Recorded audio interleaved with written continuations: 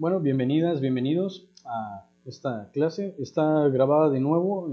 Hubo problemas en la transmisión hace un rato, así que les pido disculpas. No se pudo tampoco grabar el material de la clase, pero bueno, vamos a repostarlo de nuevo y vamos a subirlo al Classroom. Bien, comentarles entonces, nos encontramos ya en la clase 7 respecto del contenido de la guía o de la serie de guías y de nuestro curso especializado en EGEL Plus Derecho. Ahora bien, estamos en la parte de litigio, que es la segunda área que integra a esta estructura disciplinar. Habíamos comentado que contamos con dos partes, que es la parte de redacción indirecta y lectura de comprensión, que es la sección disciplinar de lenguaje y comunicación, y está también la parte de la sección disciplinar. Estamos justamente en la parte central, en la parte más importante de este examen. Si bien cada elemento y cada pregunta cuentan en específico, todas las de la parte disciplinar, lo cierto es que este elemento es nodal para poder acreditar completamente la carrera, y además es la parte donde generalmente hay más confusión, donde generalmente hay más problemas a la hora de estudiar y sobre todo a la hora de resolver el examen. Bien, vamos a darnos un poquito de apoyo para poder avanzar sobre esta cuestión y comentarles también de manera muy importante que contamos con tres elementos, que son las guías, son dos simuladores y los cuadros de los juicios y recursos en materia civil y mercantil. Esto específicamente para la parte que vamos a evaluar el día de hoy, que es la parte de derecho privado.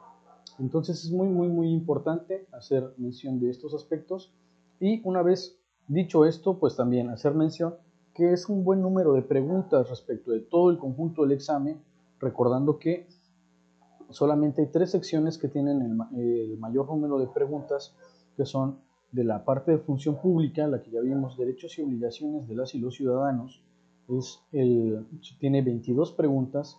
La parte de derecho público tiene 21 preguntas, esa es la que vimos la clase anterior, y la parte de derecho privado, lo que vamos a abordar ahora, que tiene 19 preguntas en total. Posteriormente también tenemos la parte de derecho social, que veremos en una siguiente transmisión para darle como un poquito más de claridad a este aspecto. Muy bien, avanzando sobre lo mismo, bueno, presentarles uno de los cuadros comparativos que tenemos también en el Classroom dentro de todo nuestro material complementario en cuanto a los juicios y recursos en materia mercantil y en materia civil. Vamos a hacer un repaso general de qué es lo que nos proporciona y de qué manera también vamos a encontrar algunos aspectos en la parte ya específicamente del examen. Y bien, en primer lugar, tomar en cuenta los tipos de juicios en materia civil federal, tomando en consideración que una de las fuentes para el examen es el Código Civil Federal. Lo vamos a tener aquí, si bien son poquitos estos que aparecen para la parte de litigio, pero recordemos que hay una bibliografía general o transversal que va a ser fuente para muchos elementos. Vamos a tener el Código de Comercio, más al ratito lo vamos a ver, y la parte del Código Civil Federal. Entonces también el Código Federal de Procedimientos Civiles es importante tenerlo claro para esta parte concreta. Muy bien. Cuando estamos hablando del derecho privado, pues tenemos que atender los aspectos más básicos, más fundamentales de lo que es esta rama del derecho, esta parte concreta, donde tiene que ver en la controversia como tal, el choque que hay entre pretensiones de dos particulares. Es un choque que no es desigual en teoría, ¿no? Entonces, digamos, hay una condición en la cual ambas partes van a tener un principio de igualdad procesal, van a tener también sus plazos, van a tener sus momentos de intervención, y en este sentido se presume que no hay una situación de desventaja para alguno de los dos. Entonces no hay consideraciones, digamos, tan específicas para alguna parte, como lo podría haber en materia familiar, como lo podría haber también en materia laboral, en materia agraria, en materia de seguridad social, etc. Muy bien, retomando entonces, estamos en esta parte de derecho público. Fundamentalmente son dos materias que van a ser muy determinantes, o más bien dos ramas del derecho muy importantes, las cuales van a ser la parte de derecho civil como tal, en su complejidad, derecho procesal civil y derecho civil, y en la parte mercantil, lo que tiene que ver con las sociedades mercantiles, etcétera, que vamos a ver más adelante. Muy bien. Específicamente entonces, cuando nosotros estamos ya ante este panorama del juicio en materia civil federal, pues vamos a ver qué tipos de vías o qué tipo de juicios nos podemos encontrar.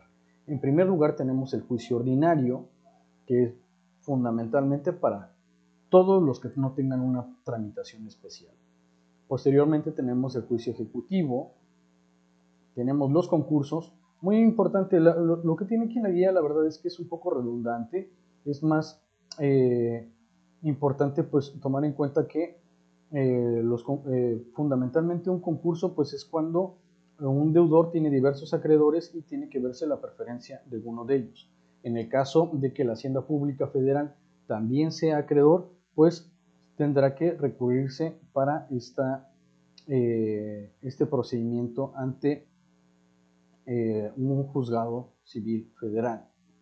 Bien, entonces tenemos también el juicio de sucesión. Ahora vamos a ver particularmente el apeo y deslinde, jurisdicción voluntaria, acciones colectivas. Este es muy importante, ha venido en varios, últimamente en varios exámenes que se han presentado por parte del Ceneval, y es muy importante tomar en cuenta esta cuestión de la acción colectiva, también hacer la distinción entre la acción colectiva de acción difusa y la acción colectiva en sentido estricto. Muy bien, esto es en cuanto a los recursos que nosotros tenemos. Esto material, digamos, es para darnos una idea más específica del tipo de juicios diferentes que hay, las vías a través de las cuales, y también determinar la procedencia específica de cada uno de ellos. En concreto, cuando veamos el ordinario, conjuntamente con lo que ya se había planteado en un principio, todo juicio que no tenga una tramitación especial, es decir, que no sea de los siguientes, va a tramitarse por vía ordinaria. Eso es muy importante. Entonces tenemos pues las partes que se presentan o las secuelas procesales. Vamos a tener la demanda, su admisión y emplazamiento, contestación de la demanda, la recusación y en su caso reconvención, que es en esta fase todavía postulatoria. Luego vamos a tener la parte de la fase probatoria, la audiencia de juicio, la sentencia, y una vez que se haya pronunciado la sentencia, recordar también que generalmente hay que solicitar que se declare que se haya causado ejecutoría, es decir, una vez que no se haya impugnado dentro del término para poder establecer la apelación, entonces es posible ya decretar la ejecutoría. Ahora, si se presenta la apelación, una vez de que sea resuelta la misma, si es que se confirma la sentencia, pues también hay que solicitar esa última fase, que es la declaración de la ejecutoría de la sentencia, para que ya cause cosa juzgada. Muy bien. El siguiente juicio que vamos a ver es el juicio ejecutivo, recordando que motivan ejecución las sentencias ejecutoriadas, los documentos públicos que conforme al Código Federal de Procedimientos Civiles hacen prueba plena, y los documentos privados reconocidos ante notario o ante la autoridad judicial. Esto también es muy importante. Recuerden que puede haber una fase previa en la cual, pues si bien se va a plantear como de jurisdicción voluntaria, donde se llame a otra parte al reconocimiento de una firma, ¿no? Por ejemplo, de un contrato, pues para poder hacer efectivo ya dicho contrato. Entonces, eso es importante, o en dado caso, pues habrían otras formas de cómo poder hacer válido, ¿no?, cierto elemento. Recordando además que no es lo mismo hacer ejecutoriar, ¿no?, llevar a cabo, ¿no?, el cumplimiento de una obligación dispuesta en un documento privado, reconocido ya ante notario, reconocido ante la autoridad judicial. No es lo mismo que el impugnar el propio documento. La impugnación del propio documento pues sería a través del juicio ordinario. Entonces, también tenemos las demás que conforme a la ley traigan aparejada ejecución. Básicamente es importante hacer esta distinción entre las sentencias ejecutoriadas, los documentos públicos y particularmente los documentos privados reconocidos ante notario público. Bien, tiene también sus elementos, que es la presentación de la demanda, la admisión, emplazamiento, requerimiento de pago y o embargo, y pues ubicar también, muy importante, que la salvedad, ¿no? Si es la ejecución de un hecho o la prestación de alguna cosa, se fijará al obligado un plazo, ¿no?, para su cumplimiento. Entonces, recordando que no solamente el juicio ejecutivo pues es únicamente o sería únicamente para el cobro de una cantidad, sino también puede solicitar que se realice una acción, un hacer o un dejar de hacer, y en ese sentido pues también es muy importante determinar que el papel de este juicio es fundamentalmente pues determinar de qué manera se va a realizar esta obligación también. Muy bien, viene la fase de la contestación de la demanda, la fase del avalúo en caso de embargo, la audiencia de juicio y posteriormente el remate o adjudicación en su caso del embargo. Muy bien. En cuanto a los concursos, bueno, ya habíamos hecho esta salvedad. Únicamente, bueno, van a proceder ante la situación de aseguramiento de bienes por parte de la Hacienda Pública Federal. Y proceden exactamente las mismas secuelas del juicio ordinario que tenemos aquí ya definidas. Posteriormente tenemos el juicio de sucesión. Esto es donde la federación se heredera o legataria, junto con particulares o exclusivamente la federación. Entonces, recordando muy sencillamente para no conflictuarnos, en cuanto a heredero, pues es de una parte alícuota de toda esa masa a heredar, es decir, que no se ha determinado qué parte le corresponde específicamente a cada uno de los que están nombrados en el testamento, y en la parte de, o también, ¿no?, si es vía intestamentaria, también tomar en cuenta de que se da por este mismo procedimiento, pero además sería para poder hacer exigible ante la misma sucesión algún aspecto que tenga la federación sobre los bienes de la persona que falleció. Entonces, bien, particularmente en esta situación cuando se es heredero, ¿no?, entonces tomar en cuenta que es de esa parte alícuota, de un todo, ¿no?, una parte del todo todavía no se define qué. Y la parte legataria es cuando se define específicamente qué es lo que va a heredar. Concretamente es usual que en algunos casos hayan testamentos, por ejemplo, que leguen, ¿no? Por eso esto de legatario es lo de legar, ¿no?, de dejar a alguien, leguen a la federación, por ejemplo, bibliotecas o algún terreno. Entonces, en este caso, a alguna parte de cualquiera de los órganos que componen a la federación, y específicamente pues puede ser alguna institución, puede ser la Secretaría de Cultura, etcétera, y en ese caso pues a veces se dejan también bibliotecas, ¿no?, me ha tocado conocer algunos asuntos de ese estilo. Muy bien, y de igual manera recordar proceden las mismas secuelas del ordinario. Apeo y deslinde, fundamentalmente hay que definir los límites de una propiedad. Entonces, cuando tenemos los límites de una propiedad que no se han perdido por el paso del tiempo o se habían fijado, pero alguien movió un señalamiento, pues entonces es necesario realizar ese apeo y deslinde para que concuerden tanto los datos registrales como con los aspectos físicos de cómo está establecían los límites de un inmueble. El procedimiento pues es el escrito inicial, citación de los colindantes y la diligencia de apeo y deslinde.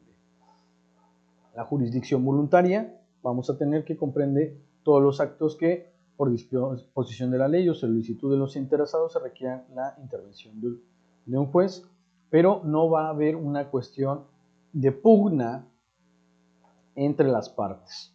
Entonces, por ejemplo, el caso de la información ad perpetuam, cuando es la información de dominio, ¿no? Donde se trata de justificar la posesión por medio, como medio para acreditar el dominio pleno de un inmueble o comprobar la posesión de un derecho real sobre un inmueble. Este caso pues es común frente a cuando está presente la federación también, pues tomar en cuenta que pueden ser una servidumbre de paso, en el caso que es el derecho real por excelencia, y pueden plantearse algunas cuestiones más, ¿no? O sobre también la posesión plena de un mismo inmueble, pues en el cual no se haya logrado definir cuál es públicamente no se ha logrado definir cuál es la posesión del mismo, ¿no? Muy bien. Las fases pues, van a ser la solicitud de la jurisdicción voluntaria, admisión y emplazamiento a terceros, resolución del juzgador, que no tiene un carácter de sentencia y no permite recursos. Esto es muy importante. Las acciones colectivas, fundamentalmente hay que tomar en cuenta que es muy recurrente ya en estos últimos tiempos, desde que se agregó este juicio, donde la propia Profeco ha intervenido y llamado a las personas para que participen en las acciones colectivas. Entonces, esto es muy, muy importante tomar en cuenta porque tienen ciertos aspectos. Fundamentalmente es para la defensa y protección de los intereses colectivos. Entonces, esto se ejercita ante un tribunal federal con las modalidades que se señalan pues aquí, ¿no? Y solo podrán promoverse en materia de relaciones de consumo de bienes o servicios públicos, privados o de medio ambiente. Entonces, es muy importante tomar en cuenta esto para saber si estamos ante una pregunta en el examen Ceneval que nos esté hablando de algunos de estos elementos. Si es materia de relaciones de consumo de bienes o servicios públicos o privados y de medio ambiente. Entonces, generalmente la Profeco es quien convoca también a esto. Ha hecho algunos, recientemente hubo uno en contra de Walmart, recuerdo yo, donde incluso hubo una campaña a través de distintos medios de comunicación, en las redes, a través de la radio y televisión incluso, para que las personas que se vieran dentro de esa misma situación se sumaran a esta acción colectiva. Entonces, la acción colectiva es procedente para la tutela de las prestaciones cuya titularidad corresponda a una colectividad de personas. Si hay una situación donde a muchas personas se les fueron víctimas de la prestación de un servicio inadecuado, pues pueden reclamarla en ese ejercicio colectivo. Y bueno, los derechos e intereses difusos y colectivos son aquellos de naturaleza indivisible, cuya titularidad corresponde a una colectividad de personas indeterminada o determinable, relacionadas por las circunstancias de hecho o de derecho comunes. Los derechos e intereses individuales de incidencia colectiva, esta es otra cuestión también importante para determinar, son aquellos de naturaleza divisible cuya titularidad corresponde a los individuos integrantes de una colectividad de personas determinable relacionadas por circunstancias de derechos. Entonces, ¿quiénes pueden solicitar esta cuestión? principalmente la Profeco, como les comentaba, perdón, sí, la Profeco, la Procuraduría de Protección al Ambiente, la Comisión Nacional para la Defensa de Usuarios de Servicios Financieros. Entonces, ¿cuál más? La Comisión Federal de Competencia. Y es importante también tomar en cuenta que se debe de elegir a un representante en común de la colectividad conformada por al menos 30 miembros. Tiene que ser cuando menos 30 miembros para poder impulsar esta acción. Las asociaciones civiles sin fines de lucro, legalmente constituidas con al menos de un año previo al momento de presentar la acción, cuyo objeto social sea la promoción o la defensa de los derechos e intereses de la materia que se trate o que se cumplan como los requisitos establecidos, ¿no? Y es muy importante, ojo, sobre esta parte, hay asociaciones civiles de consumidores, hay asociaciones civiles también de medio ambiente, etcétera, donde pueden recurrir a este mismo juicio. Entonces, también alguien más que puede recurrir o reclamar en esta cuestión es el Procurador General de la República. Mucho ojo, existen tres tipos de acciones colectivas: la acción difusa, la acción colectiva en sentido estricto y la acción individual homogénea. Aquí vamos a hacer una distinción fundamental, pero básicamente para la acción difusa es la de naturaleza indivisible, que se ejerce para tutelar derechos o intereses difusos. Entonces es muy importante esto. En cuanto a la acción colectiva en sentido estricto, se ejerce para tutelar derechos e intereses colectivos cuyo titular es una colectividad determinada o determinable con una base en circunstancias comunes. Como lo que les comentaba, pues es muy importante hacer esa distinción.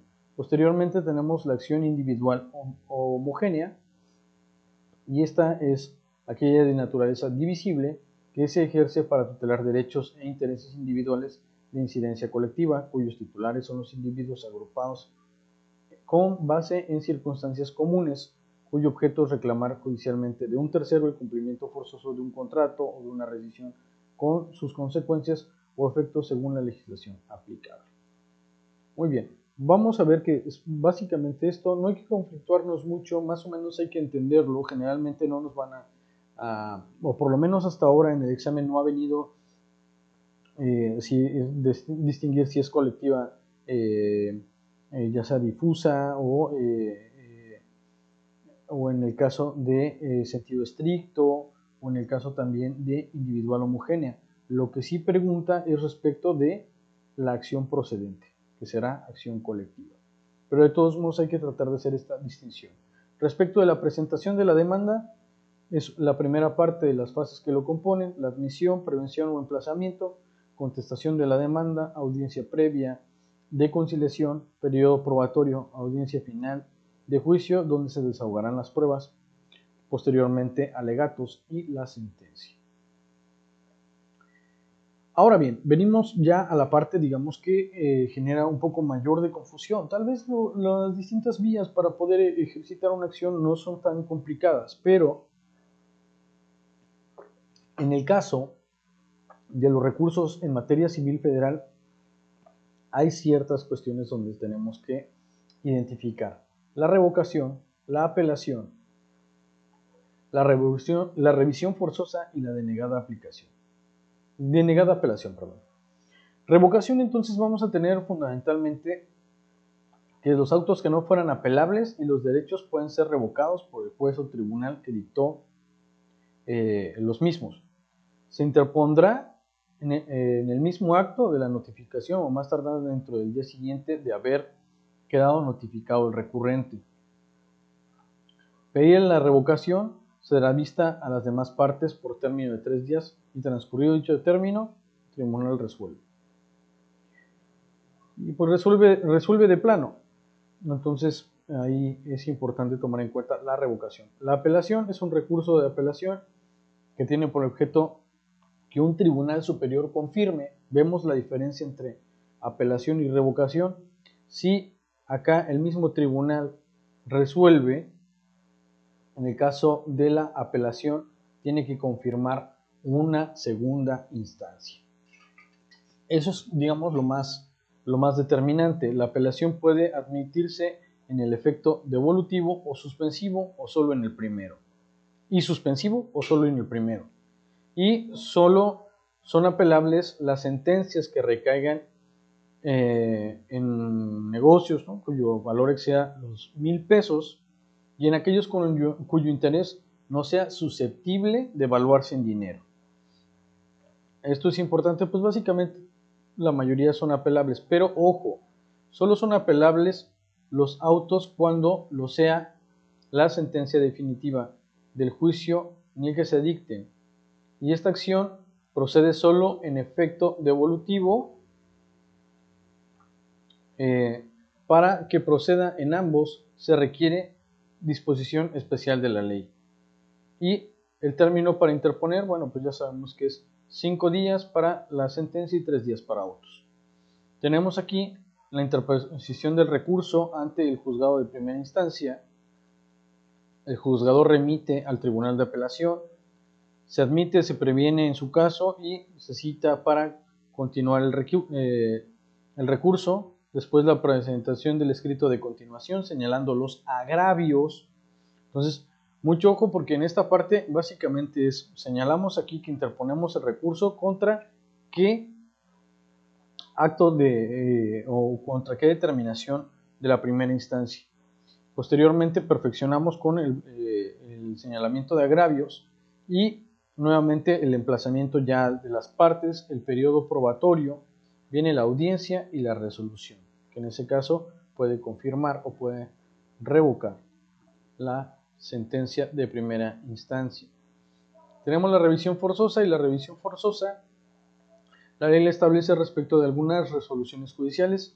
Tendrá por objeto estudiar el negocio en su integridad, es decir, hay que revisar el todo, a no ser que la misma ley la restrinja a puntos determinados, para efecto de confirmar, reformar o revocar la sentencia del inferior. La revisión forzosa, mucho ojo, tiene entonces un carácter de segunda instancia. Su tramitación y fallo se observarán las reglas de la misma apelación cuando fueran aplicables. Y la denegada apelación. La denegada apelación procede cuando no se admite apelación y el recurrente debe señalar las partes del expediente que integren el testimonio con el cual resolverá el juzgador de segunda instancia. Se tramita con las mismas formalidades de la apelación, salvo que no hay efecto suspensivo. Entonces no se suspende la tramitación del juicio en lo principal. Muy bien, esto es básicamente una repasada muy general. Tal vez no quede tan claro aquí, pero bueno, vamos a tener algunos ejemplos ya en los simuladores, en las guías. Tenemos, por ejemplo, el aspecto de la acción colectiva, lo que les comentaba. Y también están presentados, pues, algunos casos también que se puedan llegar a plantear. Muy bien. En caso de, regresando acá, bueno, en caso de los recursos, es muy importante tener esta claridad, los 4 tipos de recursos que nos vamos a encontrar en materia civil federal y los objetivos fundamentales que tienen, que es básicamente a partir de ahí lo que vamos a empujar. Muy bien. Respecto de los juicios en materia mercantil, vamos a tener el ordinario, vamos a tener el juicio oral mercantil, vamos a tener el juicio ejecutivo mercantil oral y el juicio ejecutivo. Entonces, fundamentalmente son estos. Estamos dejando de lado por ahí el aspecto de la conciliación, pero eso podríamos checarlo más en otra parte, ¿no? Que es la parte que tiene que ver con los métodos alternativos de solución de controversias.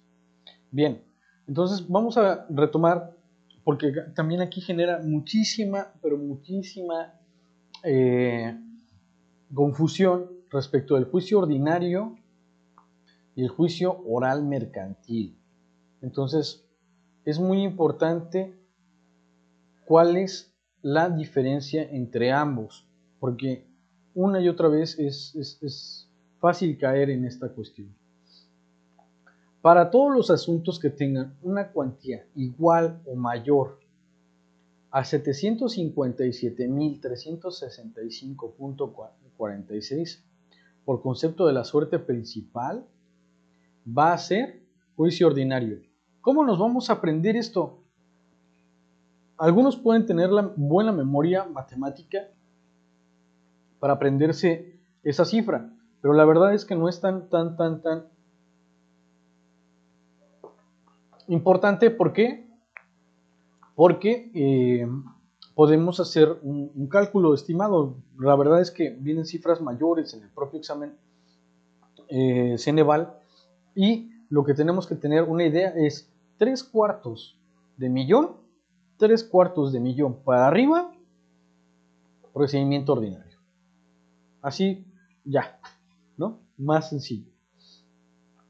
También los de cuantía indeterminada y las contiendas en las que se oponga la excepción de quita o pago.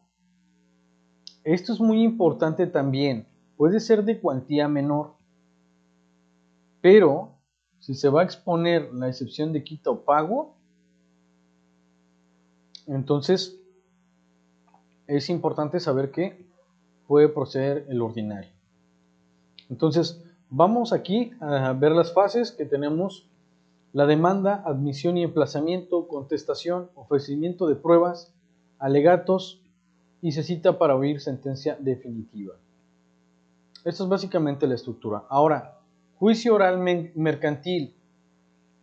¿Cuáles van a proceder? Todos los de cuantía menor, pero no los de tramitación especial. Los de tramitación especial ahorita vamos a ver en específico, pero todos los asuntos de cuantía menor. Entonces, es muy importante, va a ser el juicio oral mercantil. No va a ser de manera escrita como este juicio ordinario, que también es otra de las grandes diferencias. Uno es escrito y el otro es oral, ¿no? Las fases tenemos demanda, admisión y emplazamiento, contestación, audiencia preliminar, que tiene distintas partes: la depuración, conciliación, fijación de acuerdos, sobre los hechos no controvertidos, sobre acuerdos también probatorios. Tenemos luego la calificación sobre la admisibilidad de las pruebas y la citación para la audiencia de juicio. Posteriormente tenemos la audiencia de juicio y solamente las pruebas que deban desahogarse fuera del juzgado se harán de manera previa a la audiencia. Muy bien. En cuanto al juicio ejecutivo oral, también hacer una distinción, que vamos a tener un juicio ejecutivo oral y un juicio ejecutivo escrito.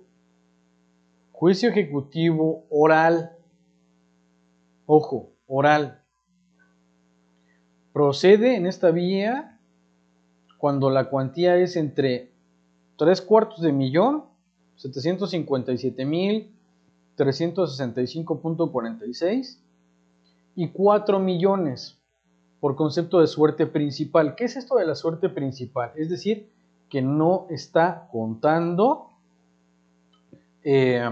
intereses. Entonces, es muy importante hacer esta determinación.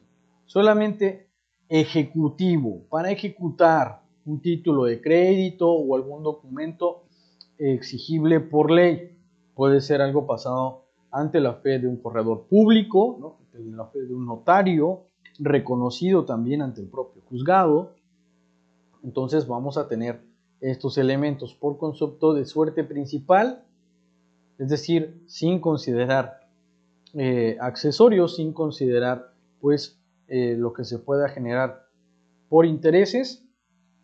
Tenemos entre 3/4 de millón y 4 millones. Hacer mucho la distinción entre esto, el ejecutivo mercantil oral, y el ordinario. Son cosas completamente distintas.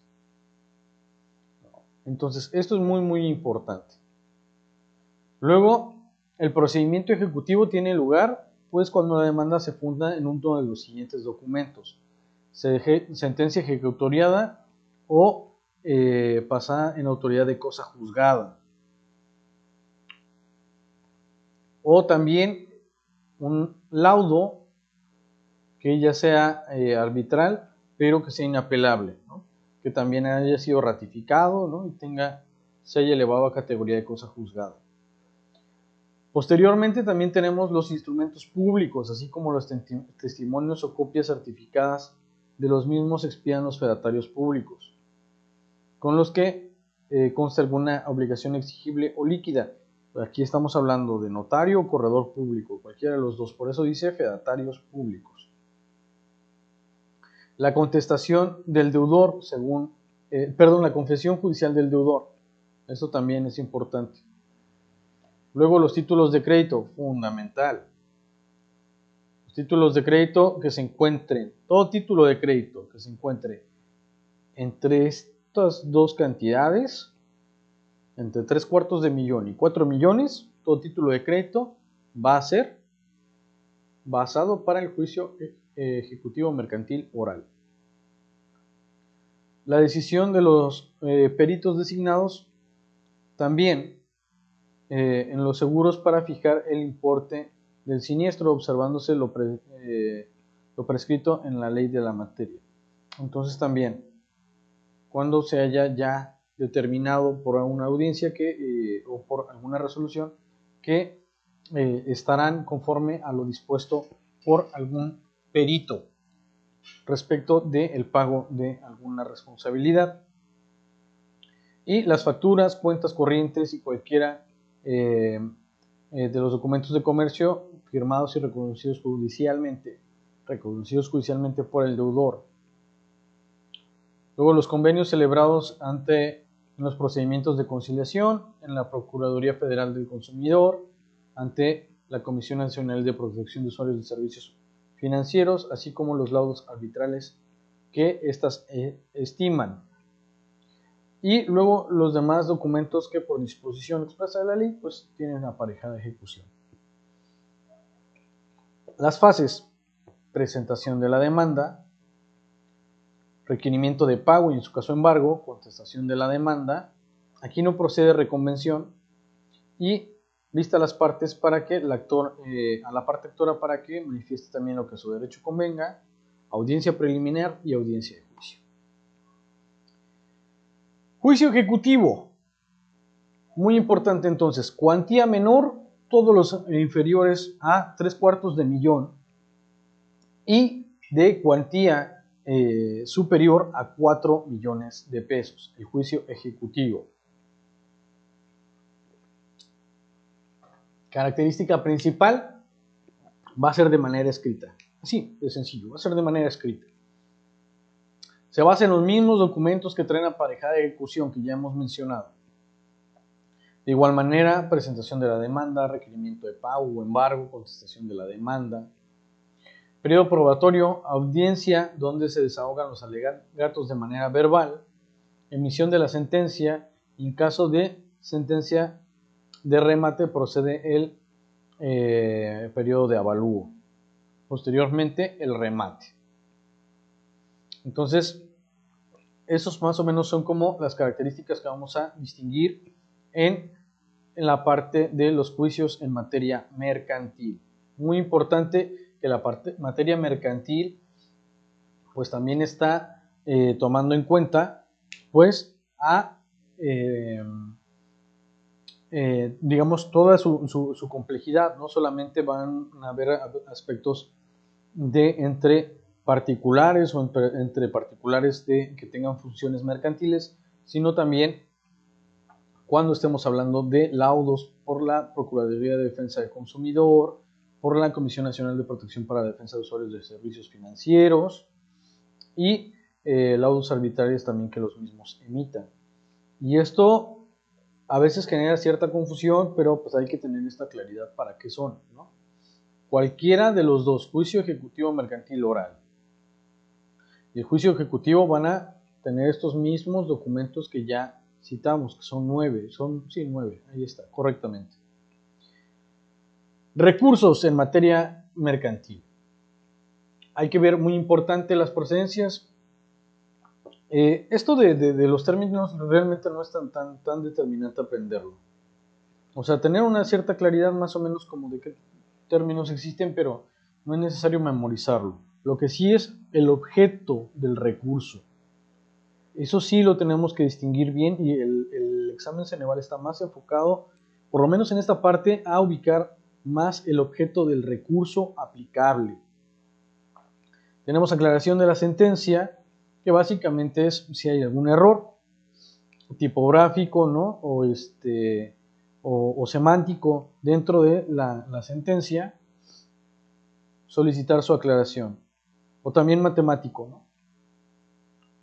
Revocación, también los autos que no fueran apelables y de los decretos que pueden ser revocados por el juez que los dictó o por los que los sustituyen en el conocimiento del negocio. Entonces, concretamente, revocación, autos que no fueran apelables.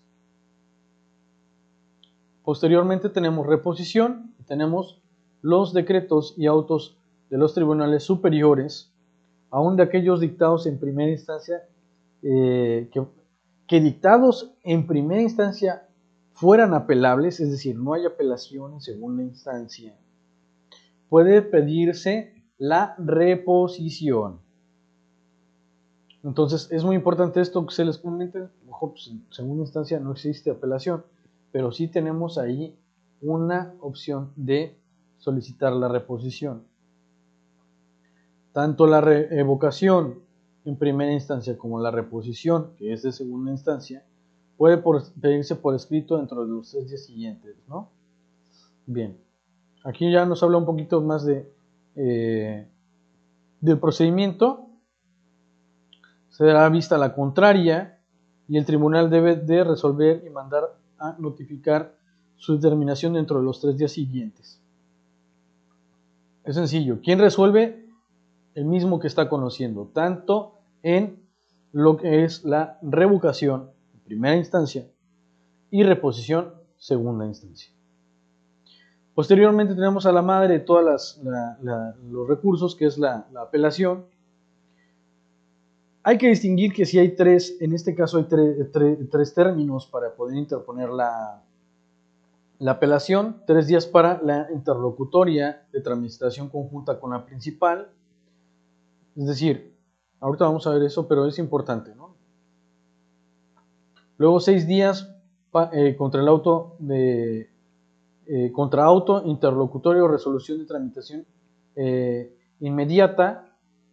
Esto es de que se va a tramitar en este momento, y 9 días para la definitiva. ¿Qué es esto? ¿No? 3 días para la interlocutoria de tramitación conjunta con la principal. Es decir, que si se puede esperar al final del juicio, específicamente, pues vamos a recurrir, ¿no? a esta apelación interlocutoria, y se va a tramitar al final con la propia sentencia. Ahora, en el caso de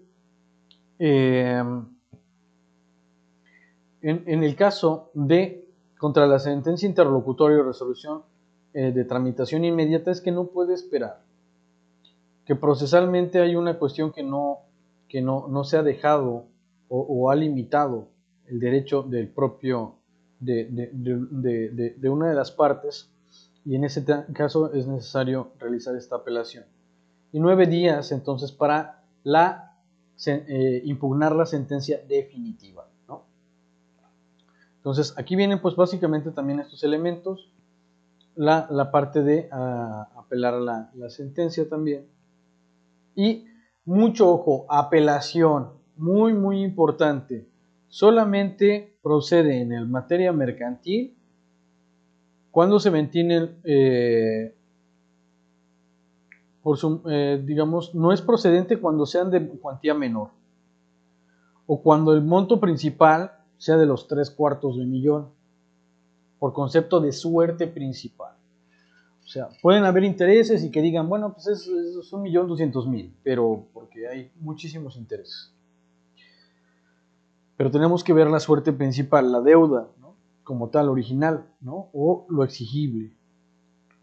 Entonces es muy importante. Luego tenemos la apelación de tramitación inmediata, bueno, que es esta misma que ya habíamos comentado, ¿no? Entonces aquí ya vienen los elementos, contra qué autos vienen, y contra qué autos o resoluciones también es importante identificar, entonces, para que sea la apelación de tramitación inmediata. Y sigue el mismo procedimiento que la apelación normal, ¿no? Contra una sentencia definitiva. Y tenemos la apelación de tramitación conjunta con la sentencia definitiva. Entonces, cuando el auto interlocutorio de resolución que no sea de tramitación inmediata. ¿Cuáles son de tramitación inmediata? Todos estos, ¿no? Resoluciones que suspendan el procedimiento, resoluciones que por su naturaleza pongan fin al juicio, sobreseimiento, por ejemplo, el auto que no admite la reconvención o tratándose de juicios ordinarios, ¿no? Contra el auto que desecha el incidente de nulidad de actuaciones, contra las resoluciones que resuelven las excepciones procesales. Entonces, eso es muy importante. Entonces, cuando no es alguna de estas básicamente tenemos que tener claridad. ¿Cuáles son? Pues básicamente es que te dejen ya sin defensa, ¿no? Dentro del propio juicio. Pero si hay alguna otra, algún otro auto, sentencia interlocutoria o resolución que no sea de tramitación inmediata y que no requiera una corrección sencilla, ¿no? Entonces, que sería, por ejemplo, una aclaración. En este caso, vamos a tener también esta cuestión de la apelación de tramitación conjunta con la sentencia definitiva. Asimismo, bueno, les dejamos acá algo para que también pueda como que darse un buen repaso. Y tenemos acá un listado, también un cuadro comparativo de los distintos tipos de sociedades. Tenemos la sociedad anónima, sociedad de nombre colectivo, sociedad de responsabilidad limitada, de comandita por acciones, acción simplificada, comandita simple y sociedad cooperativa. Mucho ojo para distinguir principalmente una de que ha venido muy seguido esa pregunta en el examen Ceneval. La sociedad por acciones simplificada. ¿Ante quién se registra? Esta se registra ante la Secretaría de Economía y no ante el Registro Público de Comercio. Esto es muy, muy importante, entre la Secretaría de Economía y no el Registro Público de Comercio. Entonces, en concreto, pues son los elementos que componen ya a esta determinación y, bueno, pues yo les agradezco mucho su atención. De momento estaríamos concluyendo ya esta parte de la parte ya de litigio en la parte del derecho público, perdón, el derecho privado, donde tenemos esas condiciones de igualdad en la confrontación entre las partes, y quedamos pendientes para la siguiente sesión ya ubicar y definir los elementos del derecho social. Muy bien, pues les agradezco, les envío un saludo nuevamente pidiéndoles disculpas por entregar un poco a destiempo este material, pero bueno, esperamos que sea de suma importancia y de suma ayuda. Hasta la próxima.